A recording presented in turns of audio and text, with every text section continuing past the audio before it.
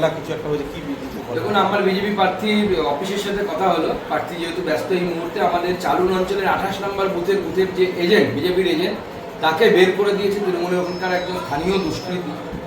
এই পুরো এলাকাটা তৃণমূল কংগ্রেস একটা জঙ্গল রাজ তৈরি করেছে। প্রাণসাগর থেকে শুরু করে চালুন, বাঁশুরিয়া, অশোকগ্রাম, এই যে বিস্তীর্ণ এলাকা, এই এলাকাতে এর আগে আপনারা দেখেছিলেন যখন দিল্লিতে একটা ঘটনা ঘটেছিল করোনার সময়, তখন তবলিগি জামাতে তখনও এই এলাকার রোল পাওয়া গেছিল। তৃণমূল কংগ্রেস ভাবছে এই সমস্ত উগ্রপন্থী উগ্র মানসিকতার মানুষের তাদের ভর দিয়ে তারা ভোটে জিতবে। তৃণমূল জিততে তো পারবে না, কুমারগঞ্জ হারবে এবার তৃণমূল। অভিযোগ করছে, আমাদের প্রার্থী অভিযোগ করছে এবং তার বিরুদ্ধে আইনানুগ ব্যবস্থা নিতে হবে, নাহলে আমরা আগামী দিনে বৃহত্তর আন্দোলনের কথা চিন্তা ভাবনা করব। কোথাও ঝামেলার কোনো খবর নেই তো? ঠিক আছে, বিপুল ভোটে জিতবেন আপনি, চিন্তা নেই। ঠিক আছে।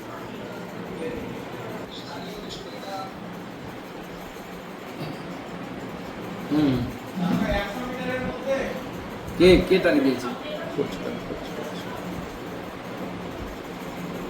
হ্যাঁ, ওর নামে বল, বুলাদাকে বল ওর নামে কমপ্লেন করতে, পুলিশ অবজারভার আর ইয়েকে। হ্যাঁ, আর পুলিশকে বল যদি অ্যারেস্ট যদি না করে ঝামেলা হবে কিন্তু। তাই যে আমাদের এজেন্টকে বের করে দিয়েছে তাকে, তার বিরুদ্ধে আইনানুগ ব্যবস্থা নিতেই হবে। ঠিক আছে? হ্যাঁ হ্যাঁ হ্যাঁ, ঠিক আছে। কোন অঞ্চলে ওটা? হ্যাঁ, কোন অঞ্চলে?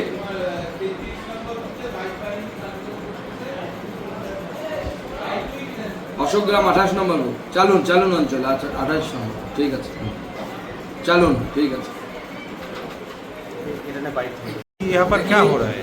आज इलेक्शन है, आज इसलिए हमने इस जिले के लिए और पश्चिम बंगाल के अगर बाकी हिस्सों से भी कॉल आता है, इसलिए हमने 2 फ़ोन नंबर जारी किए हैं जहाँ पे बीजेपी के कार्यकर्ता या कॉमन आदमी, कॉमन वोटर्स, वो अपना कॉम्प्लेन यहाँ पे फ़ोन करके बता सकते हैं। कहीं पे अगर इलेक्शन के दौरान वोटर्स को बाधा दिया जा रहा है या उनको रोका जा रहा है वोट देने से, या किसी भी तरीके की वायलेंस, किसी भी तरीके की बूथ जैमिंग, सोर्स जैमिंग, इस तरीके की घटना घट रही है, तो इसका जानकारी हमें दे सकते हैं। हम इसको जहाँ पे देने से इसका सलूशन होगा उस हिसाब से उस जगह पे देने की कोशिश कर रहे हैं और बहुत जगह पे सलूशन भी हुआ है। पिछले बार से इस बार कोई कंप्लेंट कम आ रही है क्या? इस बार थोड़ा कम दिख रहा है और इलेक्शन कमीशन बहुत मुस्तैद है और इसी तरीके की इलेक्शन होनी चाहिए। फिर भी ईएमसी कुछ जगह पे कोशिश कर रही है फालतू की झमेला क्रिएट करने के लिए कोशिश कर रही है। आज की सारा दिन